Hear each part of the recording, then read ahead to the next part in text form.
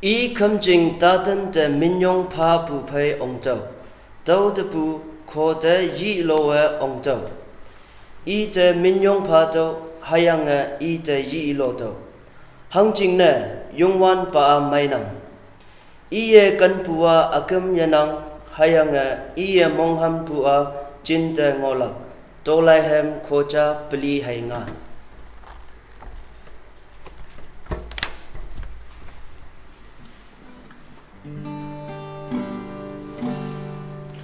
O wang tang Anghpa tu man nang yong ning tu man yen yi tam nang ayoi Anghpa. Hallelujah Jesus yong ha. Hallelujah amen. Hallelujah Jesus yong ha. Lâu thâu mong chang Wang ai Yahhah tu man min yong ha. Ia te man mong chang ma pu wang nhạc chẳng thai. Hallelujah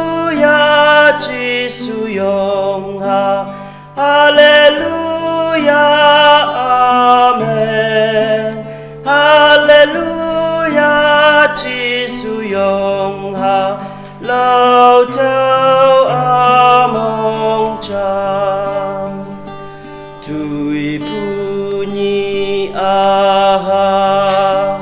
Da say min yong pu au hi te man anu asai pu ya vi. Hallelujah Jesus yong ha. Hallelujah amen. Hallelujah Jesus yong ha. Lâu thâu mong chang. Lâu thâu mong chang. Ya yang ma tham pa. Wang thang ma pu wen ya li li shem pa. Hallelujah Jesus yong ha. Hallelujah amen. Hallelujah Jesus yong ha. Lâu thâu mong chang.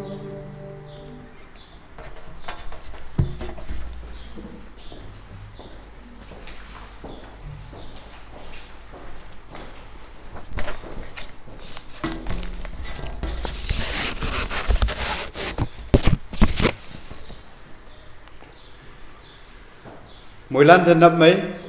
các ông hạt đâu khi buổi hít amay, mỗi mana tam buổi chính là sẽ Nyeeyompa nang, hay yang áo yên áo xin thân nấp hạt đâu Konyak Baptist Bumeinok Kohima YouTube channel mà online lấy ngọn nang, numan lili de Pon-e nang, hay yang Bumeinok men mà numan de Bangmei bu, hay yang các ông yelak pa mỗi man kelak si bu hạt đâu ngalan awang na channel tam nang. Ke teman akung social media mà ngalan pha bu kia April 5 hadau sau the drawing competition art competition hadau ngoyang ki tangsham lan jingna se hayang Sunday school hayang Nyeeyompa lan jingna se Bumeinok member entire member lan teman hadau art competition ma maidam yalak se ngawlan numanda pha bu kia ma bu ka talana hadau art lengyang hadau pha bu hadau teman tau ngodang numanda yalak pa mongmei yanang your drawing hadau numana nyanbu numana lengbu hadau yong simaya ma bungi wande hadau ngi yang anye ka wang minyong tamnang hayanga hadau awien ocean na maidam yanang hayanga tani o yalak pa hadau maidam ya bu oklak sa pangyu hadau hadau china tamnang tani tiya anpong งวยเสตุมันหาเดายาปูออกลักหายัง competition มานุมันไม่ทำยาปูออกลักแต่ก็หาเดสมัยสิบุว่ามันยังart หาเดตุมันเดชนไกสิบุหาเดงาลันนุมันเด China ตำนังมันยองพาปูงาวจ่าอีหูเตนัง sponsors หาเด art competition หิงเฮาพาลักจริงนะเสเอาเย็นNyeeyompaลงให้ยังนกชาง่ายงอนังมาปูเดกี่ง่ายงอนังแต่ก็นุมันเดปูมินกมันแม่มองไม่ปูหาเดงาลัน China ตำนังให้ยังหาเดหิงเฮาว่าหาเดแต่มันล็อกดาวน์ได้ทำโซยังไงเอาวังใบยุบนกจำบูหาเดาฮัดยุยหาเดาหิงเขาพาบุงอลักเสหาเดาใจในตำนังนี่สิบุบามะตุมันเดหาเดากี้ยุบคำบูฮิบักจำเสียยาออกปูจิงเนเสไตเต็มกันเซบฮัดไตเต็มหาเดาปูไม่นกกันเลึงงอนังหายังโซเชียลมีเดียมันตุมันเดพางอนังเดาเคหาเดาไตเต็มนกสามะตุมันหาเดาพาพงบปูกี้ฮัดจามปูวังฮัดยุยงวยเสกะวังเอาอีลักเฮมนกลักให้ยังยุบคำบูหาเดายาลักหาเดาไตตมาเลึงงอนังแต่เคยหาเดาได้เลยยังปูไม่นกสากาตาลานNyeeyompaลงเอายินเอาชินหาเดาไม่ทำยาลักปูยาปูออกลักไอของคำบูหาเดามาโอมายาไกเสหาเดานุมันเดงาลันใจในตำนังบลีชิบูบามะจูวันยังไม่ปูจิงเนเสมาปูกาตาลานหาเดาเสือชีบุตมันงี้ออกดังให้ยังปูไม่นกนุมันปงได้ยูหูได้นังแต่เคยปูไม่นกสุดจริงแต่เสียงยังช่างหาเสือชีโบราณให้ยังstudents hostel มงยังให้ยังพารานกมงยังเสือชีบุอัดมงาลันตุมันใจนังแต่เคยจริงไม่ลำนิ่งนุมันหังเคยอีหะโนเสโลตะงอตุมันตั้งแต่งาลันยาเคยให้ยังปูไม่นกงานับคนดาดูมาปาสนกสาปาสนกPWD middle PWD มงอนัง PWD office ไม่แม้แต่ใครออกผู้ชินะแต่มันNyeeyompaไปให้ยังyouth directorไปให้ยังสกอเวนอยู่ไปผู้มินก secretary ไปดีกอนลันไปแต่เงายังจึงไม่ลำลิงปาสนกยังมางานับคนดาตูมาวังหาเดากี้ไปไกจริงผู้มินกหาเดาหายิงนำโนบุงอนังแต่ไปหาเดายาลักจริงนะเสไปไกเสหาเดาใจในตำนังงาลันลิลียุบคำบูชียะให้ยังปูมนกตายทำชียะสิ่งในตำบูบงปงน้ำเมียงบูตายทำลิลีชียะหาเดาของคำบัวโซเชียลมีเดียมาพาลักแต่ก็ปูมนกหาเดาFacebook มาชียะ Instagram มาชียะให้ยังYouTube มาชียะปูมนกงาลันยาลักจริงเนี่ยเสหาเดามาตมันเด follow up น้ำเมียงไกเสหาเดาใจในตำนังแต่ว่าเขาวังเงาจ่าอีกนึงมวยล้านลูกอพงปันมาตูหาเดาเอฟไกเลี้ยงตามาตัดมาวังเดาอีลัก Luke chapter 19 verse 28มาวังหาเดากี่อีลักตัวใครนกมาเลยงอบุลาโนนังไบเบิลนังโอมงกมาหาเดาไบเบิลเอฟไกเสหาเดาอีตำนังแต่ว่าคนยักไบเบิลมาปูอีนัง Luke chapter 19 ลูกอพงปันมาตูเลี้ยงตามาตัดมาวังบูตะลีงวยจีซูเดาลันเงายังไฟมาอิมานซีโซยีมาเยรูซาเล็มညွိနေရယုံဤ olive ကတံยีมปูเป็ดผ้าหายังแปทนีโอเวไปวันเดเป็นลานีงวยอีเอเต้าป่าเงาไปซีโซยีเดส่วนนูมันซีโซมาจานเอาเวงอปูจิงเดองเดนูมันเอาเวโอไปลักไอเอาไปโอกาตาเวมันจวนบูกาดูอาหาสินยังมีกลักเต้าป่าลันเต้าหายังเต้ามาไว้ไปไกหังน่ะลันกีเสกาตาอดัมตองมาอีเดฮักเกอีเต้ากุญยูป่าเวเต้าป่าวงปองน่ะแมงนังกีอียังบูลำอิมันยายงไตลำพิลีจิสูอียังบูกีเองอิมันกาดูอาหาลานงอวันเดนูมันหังเต้าป่าลานังกีเสนกปูป่าวตองกุญยูป่าววงปองน่ะแมงนังกีเสอิมันจันหายังจิสูตังเดกาดูอาหาไว้ไปเต้าไปมาอิมันกาดูตังมาอิมันอินแคกอังนาตัมหายังจิสูสดนาตัมอีองยังไปบูไปจามเสกาตาลานโยโย่อินแคก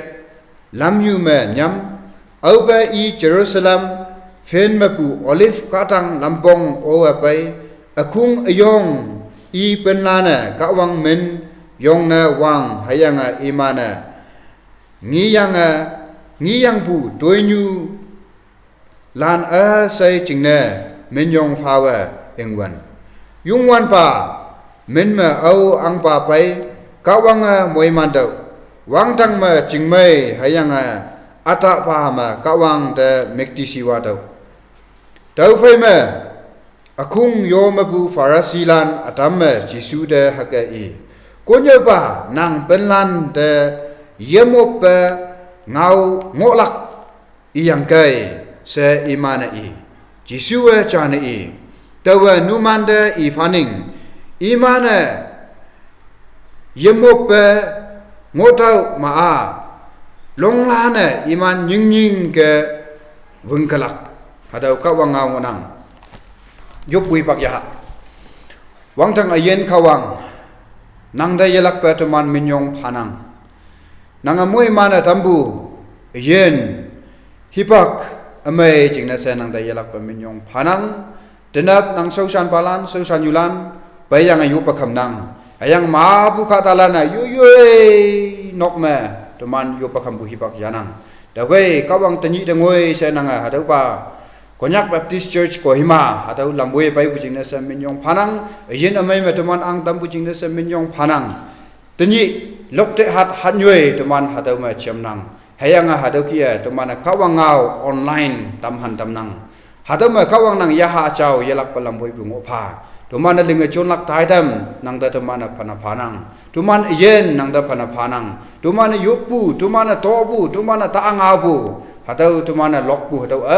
sai pai wang tang apa kawang nang minyong na tampau sa teman ayen panapa nang da yop nang kata adam nok mata kate na sangapong ngonang ka jisumen ma tu mana maidam yubu maidam bu yu yop nang nazra jisumen ma nang maidam bu padam si ayang achau ba wang tang ayen kawang kata adam nok sama jude mongsang ngonang ka kawang nang yelak pe iman da ngau dam si toloi mailak nang padam ka si Oh, wang tang ayen kawang kata adam nume ye hinga ngonang ka kawang nang iman yeksi hayang kawang nang iman yenetam si nang da hai to mana tong yup nang denapo moi mana tambu hadau ngau to mana tamhan hu de nang hayang Jerusalem den nang ongpu chiang to kadong yuda kan bu jingne se nang ayen pana phalak hadau damadabu hadau ngau to mana tamhan hu de nang dau khai nang ayelak pa to man ayen chonpha hayang moi mana tamba nang sausan ba to man pai chenau Konang Bangmei iya kawang ngau ya pelak dau khai iya yeno nang da yelak pa pana phai wang dang apa kawang men me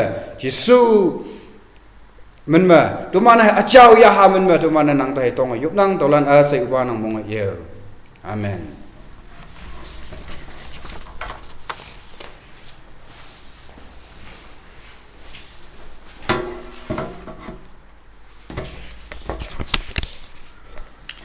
yelak pa teman muilan dan nap mai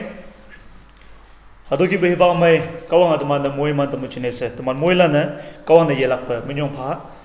hayang nye ne sa yui noksa moya boy teman kawang phai chingi chapu ya yang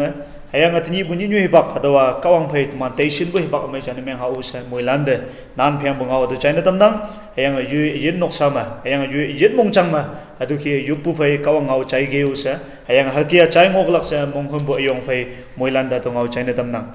hadu ki be pak amai chama anye ne sa kawang ngau ya pelak chine sa ada hi pak amai moi man dambu awang nei kawang nei ilak pa minyong fana hayang atman pai Bumeinok staff lan hayang Bumeinok kadalan naman da hadu ki be pak amai chine sa minyong fana naman moilan ne yupu ma ilak pa ombau sa to china tamnang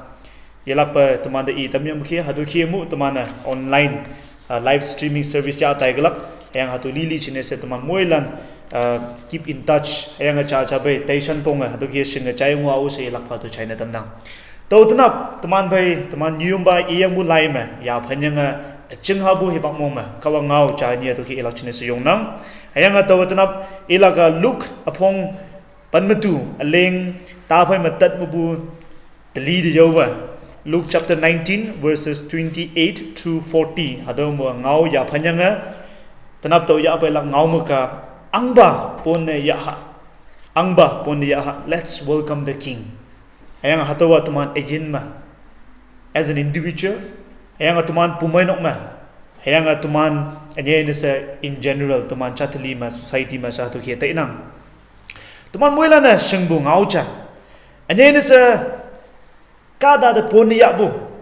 ยิชิกมาปนิยาบุหังอีดีบุสุตัวมันมวยแล้วนะเชิงนั่งเล็บปุจามาตัวมันเนี่ย national team ขี้บุยิชิกมาอโลบามันไม่ออกสังยังไงอิมันแชมเปี้ยนไม่ยังไงยีวันเด for example cricket world cup อินเดียแล้วน่าวยังไงยีวันเด airport ขี้บุมาตันยังไงยิชิกมาอิมันเกมลักลำนูนห้อยลึงยังไงให้ยังไง railing หัวยังไงฮัตุกี้ตัวมันปนิยาบุอลัมบางอินะยิชิกมา film actor actress ลันขี้บุ red carpet ยิชิกมา award function จัดไต้หวันเด media ลันขี้ยิชิกมาอิมัน fans ลันอิมันเดเลี้ยงบัลลัดอิมันเดกันบัลลัดอิมันเดว้าวเตะบัลลัดฮัตุลันไลน์นึงอิมันปนิยาบุตัวมันฮัตุบะอลัมงี้นะยิชิกมาตัวมันจึงเชื่อมาอโลบะโปรแกรมจังหวันเดวันยูวิบะอัตมMinister MLA kibu, isigama pangjuma wini weba kibu, isigama Pastor Nyeeyompa lan kibu alam jama, tau kibu lan paiwan tuman punia bu alam ngonang, tuman noksa de payangai, kan de bu noksa kadalan, isigama hayim buyum lan, alau ba tahun cira lain yang oyang iman noksa de la idi wande, jui nok mo bu simai bu ba, new balan hadon nam noa, punia bu hado ba alam ngenang, tau cali teni hado ba ngaomük tuman de lay dai wande. Wang hajani shaude Jisu Krista teni I Jerusalem de ongwande I de meng balana ane se I balana I bai de voi balana I de punia bu hato bangina ayang hato punia bu ngau ayang hato ni ayang tini bu ni adawa Zakaria hipagaya alang balai ma nyane do bu ayang hato I do bu hato ngau ata da ngai bu se tomana ke ngi painam ayang tini Jisu Krista Jerusalem de ongbua It is one of the most significant events jangwana. Hangchine tumana gospel belima Matthew, Mark, and Luke, and John. Hatu belima, hatu jang, yong ku inyaya kandeng nyanbungina. Ayang over tumana lainan balana hatu ki nyanbungi ya bay tumana sengya bucha. And it is of very important. Ayang a Christian land tau hipang mabu Christian land. Ayang Christian land teni. Tuman hebang mo, tuman muilan chinesa do are very important events in our life. Tuman ayin chinesa hatuking wana. Ayang atwa Jisu Krista I okpunga Jerusalem do ongbunyi wana. Ayang atni muanga anyesa I kadonyuma tuiling social na Bible. Akambani bakte saaji ya loke ya fan na Bible akung wang bunginang.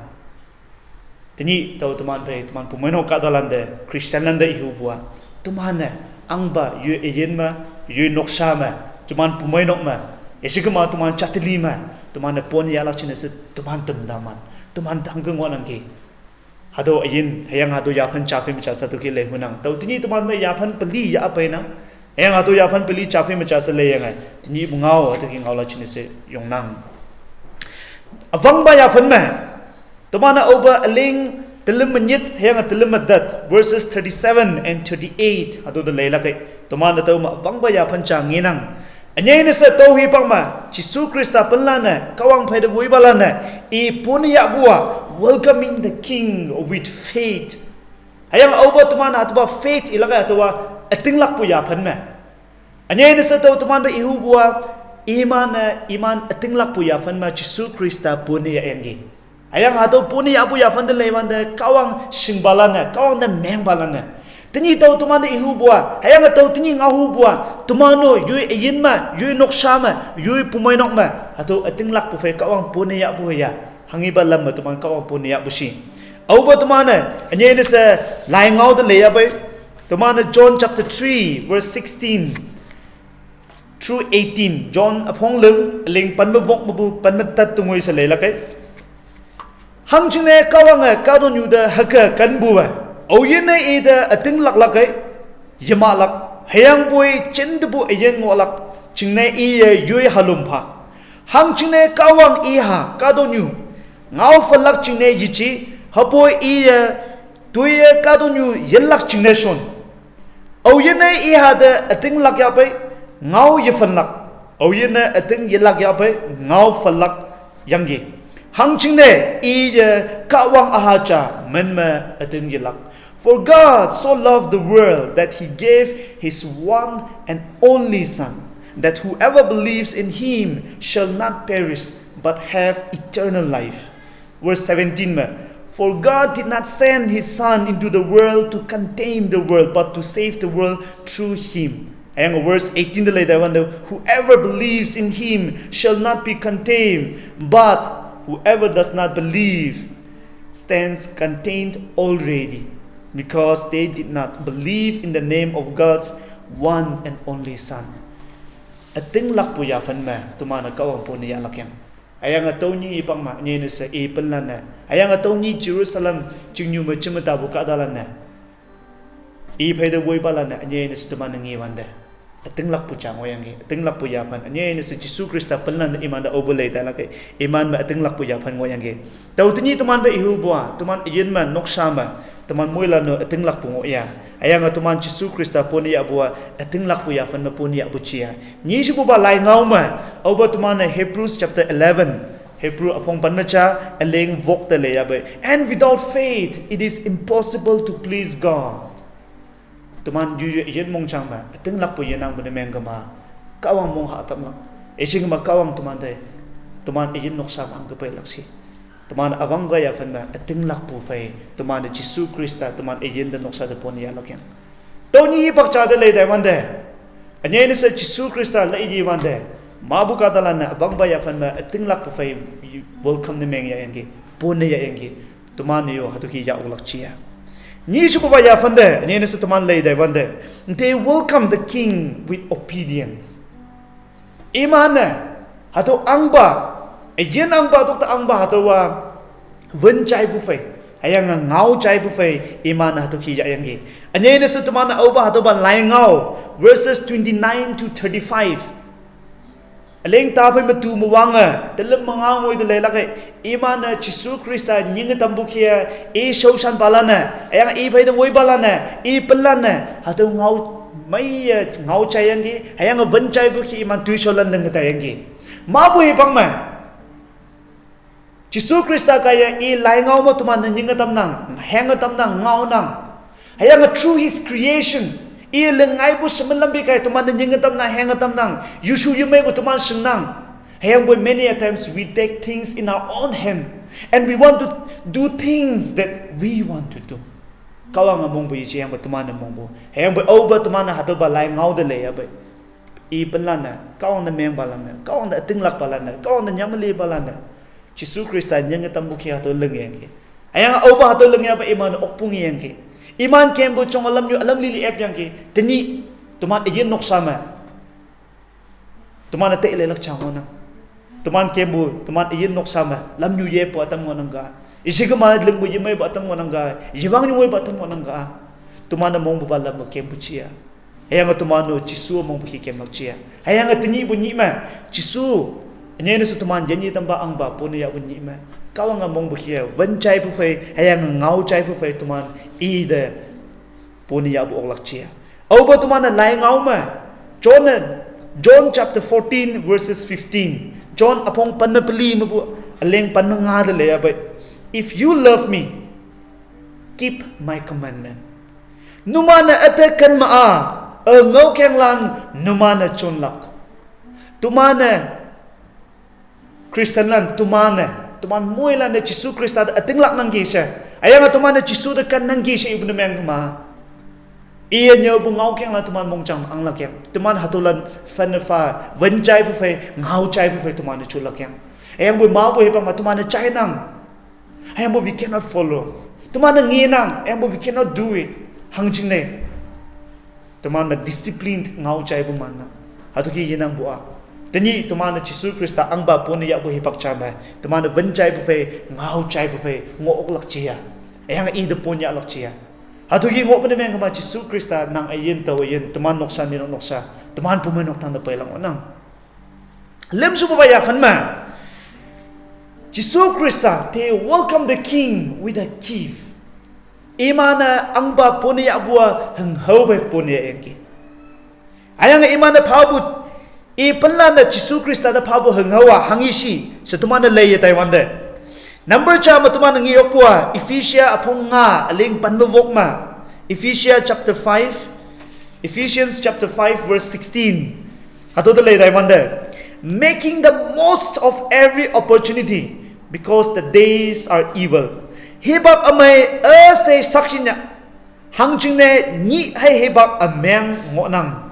number cha matuma nangi okwa e pelana Jesu Krista da poni abwa iman yui hibak phayangi Christian mabulan anye se mongmeng ata dai pha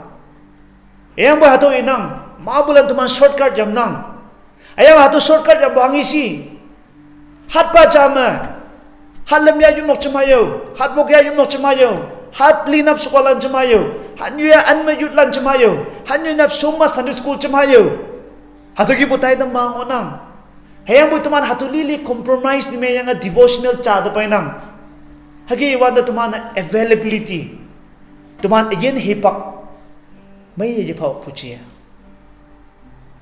ayang anye ne se penlana kawang na pha bu hengho yoma Bangmei Fandele Taimanda, they gave their time. Imana yu again hipak payangi. Mabu Christianan, tini tuman hadoban yu maso shinang. Hayang boy tini hadoki bu chuan chama. Tuman yu Krista de tuman hipak. Tuman again pau chia. Hayang hadoba, that's the best gift. Jesu Krista poni abu anpon hengho. Bangmei Fandele Taimanda, we must give our time. Tuman hipak pau chia. Ni shumba ya Fandele Taimanda. And then is Ni Chuba Corinthians, 2 Corinthians chapter 9 verse 7. 2 Corinthians, Ni Chuba Corinthians upon 2 ling nyet lay wanda. Each of you should give what you have decided in your heart to give, not reluctantly or under compulsion. For God loves a cheerful giver. Kada lilia hangi yui kan mong ma mong hakia father. Haboy nang na yajichi kang yajichi hangchine kawanga mong may siya pabu kanang. Yui mga obu shmay buba ipalan kaya the best resources they have. Imano Jesu Krista be cham sa to ki ngoyang ki. Ayang obo iman olive kat nang buba to ki yuwa Jerusalem do omaya ba iman mga obu shmay buba hala chine sangayang ki. The best they owned. Iman mga obu shmay buba. Iman mga obu pakso payang ki. They gave their resources. Teman be meni Bumeinok nok sa Adam payang ada ayang Nyeeyompa da ayang cham sa tuiling social bu teman be music director ba da teman be driver ba da teman de yong hengho yak chai pha ga yong moi man tamingi hadawa iman over bishia se chi bu bai chi ayang bu with love and genuine concern iman atu ki kawang kadala jine share me ngi Christian land Mabo hibakma, we expect something even if we give. Tumana kadalan tu may cha, isikama ngao may cha ngao ya boy, isikama lengatam ya boy. We expect something in return. Yang boy hatu ki yichi. Jesu pelana yum ngobo semai bo ba phayangi. Tini tumana Christian, Krista tuman iyan mong chang mapone ya bo hibak may cha ma. Nang ngobo semai bo ba phanang ya. Kawang nang da moy man tamo semalampi yo mo bo semai bo ba nang phanang ya. Namu obo pandai uchong, namu obo singengan, namu obo iyen hipak, namu obo tunyo nanha, namu obo iyen hipak. Nanga Jesu Krista da pa olak chia, nanga pannya. Hato pagu manaksi the best gift. Ayang hato kaya nanga Jesu Krista poni ya po olak yang. Ayang ba hato ki pa opu teman mabung inang teman hato babong lay chelak chia, chele olak chia, teman te leha. Anyo hengho lim supa ya fan ma, au ba temana. Romans chapter 12 verse 1. Romans chapter 12 verse 1. Hado da leya bay. Tuman hado ma ngau cha to king inang. Therefore I urge you, brothers and sisters, in view of God's mercy, offer your body as a living sacrifice, holy and pleasing to God. This is your true and proper worship. Tawkay che naulan. Numane yui pum ayen to pucha. A chow hayang ya oklang ne. Todo se tawa kawang subsi kaya numan de hang nang toba numan yami ma yopa khumbu nang tuman ayen tuman pum ayen to bu paul chia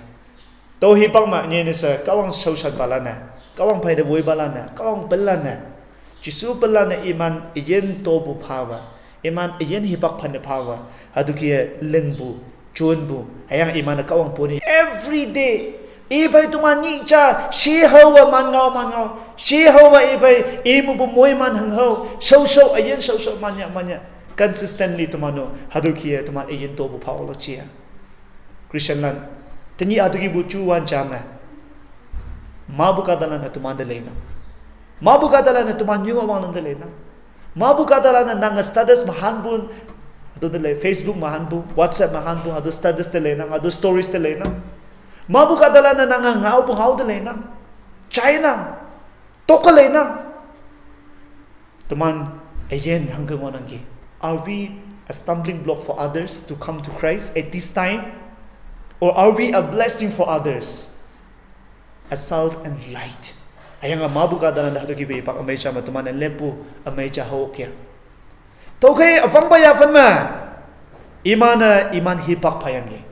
Nish bu bayafan ma iman ngobor resources semalampe semay bupa to payangi. Lem bu bayafan ma iman ayen payangi. Christian lan Bumeinok kadalan tuman hado ki pau lachi. Tuman moy lan na yoy mong chang matay leha. Please bu bayafan ma Jisu Krista imana Pon-e abu ya fanda lay Taiwan de with praise yi ilo bu fay doubt fear kanga yichi by force isi kama upay nay ayablu ulay si ato balam yichi hayang boy with praise and honor imana Jisu Krista Pon-e ayangi tani tuman moila na tayo laka. Is it because of the situation? Nang nino ka kawang ating lakbo, is it because of this situation? Isig man nang nino ka Jisu Krista Yanboh. Hayang at Jisu Krista nang ayan hayang nino mo sa da Pon-e Yanboh. Pon-e alak chinisa temuta buwa. Hayang at Jisu Krista ba hado fellowship amay alak chinisa temuta buwa. Is it only because of this situation? Hagashibu na mga mahato temporary. Hipak atanja junay. Ayang boy ating ba with praise and honor. Kawang ngaulay maibukia in each and every circumstances. We need to praise God. We need to give thanks to Him. Hatuki tuman okay. Ayang boy maboy hepang ma tuman hatuki ichi. Christian lan tuman moy lan taile lang onang. Ayang tuman na taile lak cha hangishi. In each and every circumstances, may ngawande, shanga pongande, yoke shangwande. Isikama hatoki buchuan chama. Isikama may mangawande. Tumana kawang de ni febu ma tumana Lord, thank you chi ola chia. Ayang kawang de this is an opportunity for me to do something for you. Hagi yang tumano either ling ola chia. Ijine tumana tuimay ling ola chia. Ngaomay ngawa ilo chia. Hipak ayen pa ola chia. Tuman be oba tolahem kocha panmalim. Psalm number 113 Ling cha mubutu hadoba apong ling de lay Taiwan de yongwan ba yi lo do numan yongwan ba social balan yongwan ba men de yi lo do yongwan ba men sa ma paya hayanga chen de akem yinang ba yi lo do i Taiwan de yongwan ba de yi lo chen inang ayang hatong ngau ya fanyang ato tuman be buwa sa amuanga hayanga chen de now and forever, now and every day in our lives, whether good or bad or in any circumstances, can we say, Lord, thank you, I praise and honor you for each and every situation. Make this as an opportunity for me to be your own witness. Mula life to mula jivan de manumbra sadam de Jisu Krista palwa dikhiwala dibi itu opportunity do achi pianis na dikhilibi isor amni mula jivan cholaibi aro itu opportunity ekta punai dibi manuhan bra mula jivan samde Jisu Krista dikhiwala parala opportunity ekta punai dibi every day tuman hato ki e olak chia ne se Bumeinok kadalan tumana hato Jisu Krista tini Jerusalem ta i okpungi yang ong pungaw de lay Taiwan de there is two contrasting stories tohi bangma kada multitude atamcha iman Jisu Krista paide woibuma they thought hadawa political messiah paibu ayang hadawa Rome lan mo bu iman jenji tam falak sa iman ate buka da tam ngoyang ki ayang auba Jesus Krista tawai maima not physically ayang boy spiritual yanilak yama yanilak china sa tawpai sa auba iya iman mongmeng yang ki they misunderstood the coming of Christ ishiga ma mission Christian lan nang ayen ninonok sama tuman pumainok ma tuman yo Krista daham kata ibushi is it just for this situation tengi ba do ba takatan mabuhay yan yang lak chinesa nang ayo pukam buwa ishiga ma nang ateng lak buwa is it just momentary haya it is changing to puching eternally forever consistently tuman ngok lak chia pumainok kadalan tauhi pak ma Jerusalem ngobu kadalan contrasting effect mayangi atam ja auba Jesus Krista yama yeni lak china sa paibu sa chaya be shingya ya be ani bu bahat sa angui galak bahat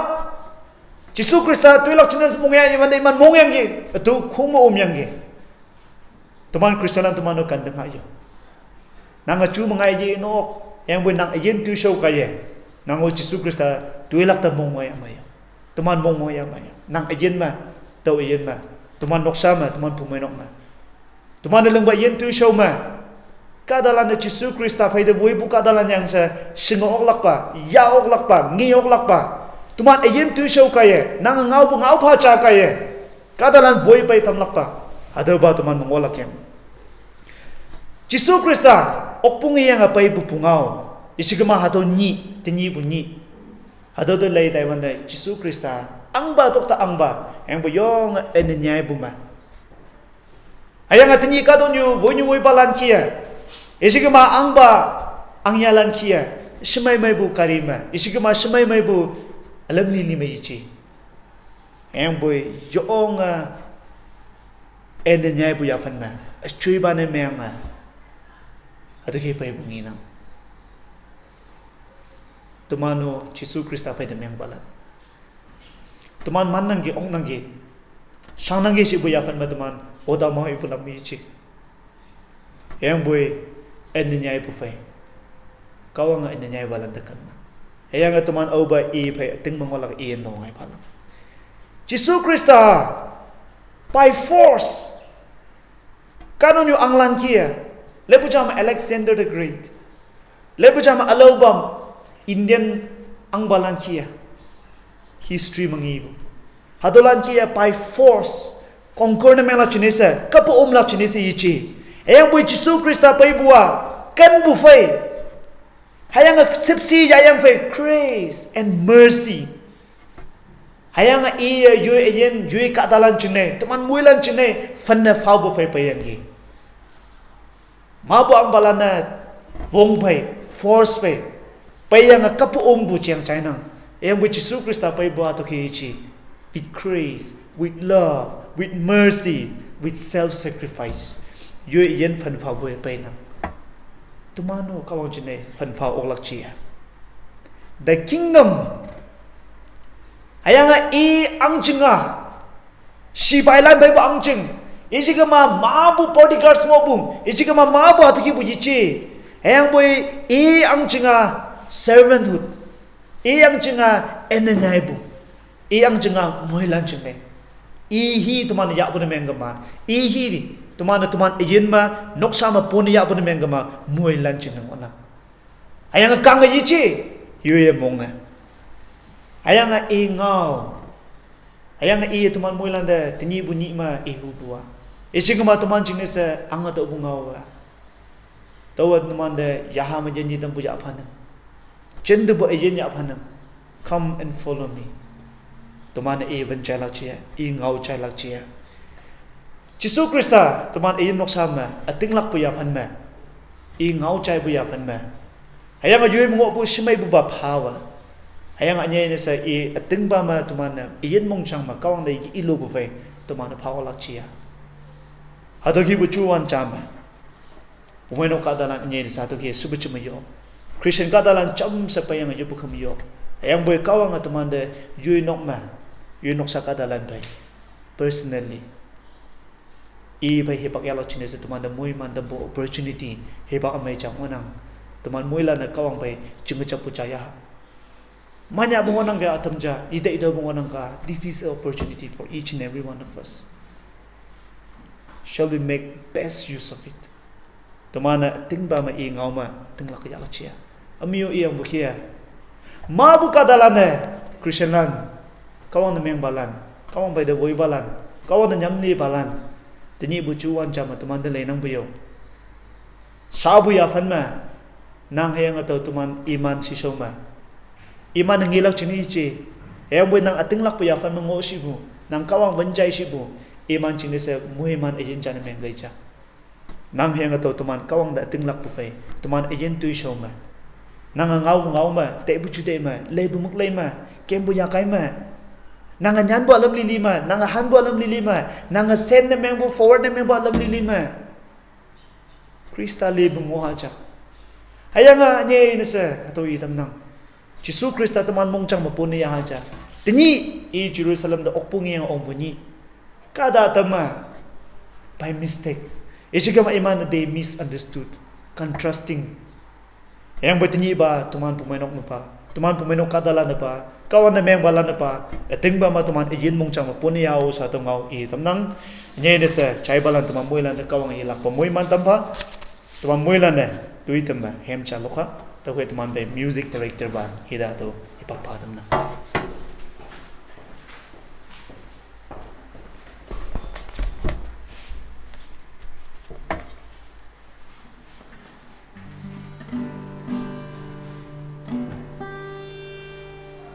Tàu tăng bên tăng tê bên nào tàu ya ốc ya sang phu pai tàu hang o ye leng yo yen phu tàu tàu la kai hi bạc lao nong yam ngô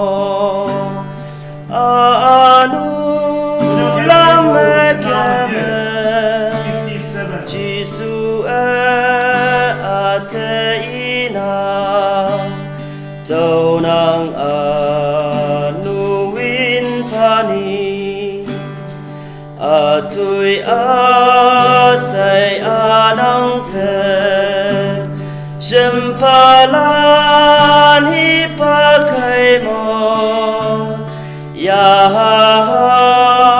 yang apam o Jin jin te pan pani Jisu mong te pai nang Tau i pai wang ngonang Tau asai mai tam yang ki Yung wan min tau yong la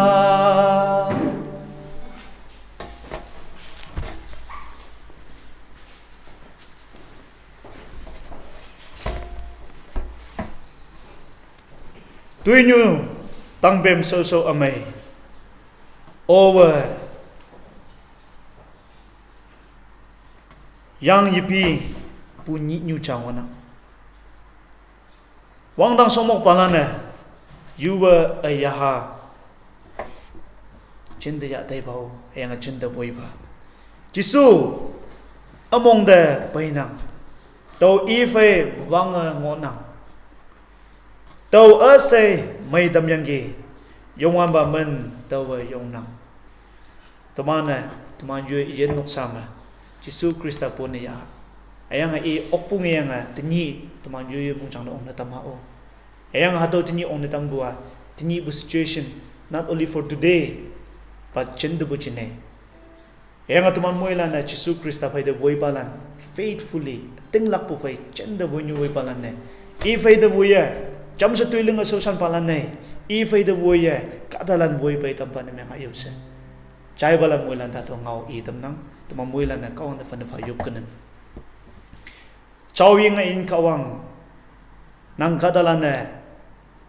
nang tini Jerusalem da okyang ong bunyi ayang nang kadalan ne pon yaw bunyi tini tumanyo we welcome you in our hearts We welcome you into our lives individually. We want to welcome you into our families. We want to welcome you into our church and community at large. We want to welcome you into our world. Help us to realize nang bay gender tinglak po yafan me consistently mo na tamfa. Bumeinok kadalan tini yoy kan me nang da mem kolan yubakam nang. Kawang tuman muay lan yubakam nang chai klak sa tinglak nang. Nang tuman yuput chai fao, tuman yanyi tam fao. Ayang hato yanyi tambu nye nasubah do testimony. Tuman ayen machin nang na tamfa. Ayang nang Taitam bu fay nang tuiling so sana. Nang fay de woy ting baya fan me consistently akam dungoy siya. Tuman ayen chilo sang sawa. Ayang upa nang man me tuman lepo ayong chana me nga tamfa. Kadala na tuman ayen tu show de. Lewan de Jisu Krista nang may bacheng tuman mangin tamfa. Ato kibutini bu hipak amay nang moy man tamay machine sa ilapan na naman yung faboy. Tani mo nga tuman na tamong opo Taitam nan kawang chafe macha sa lengan chuna Taiwan nang kayo. Nayak sa fan faboy. Kawang tawli upa ase manang mo yo. Amen.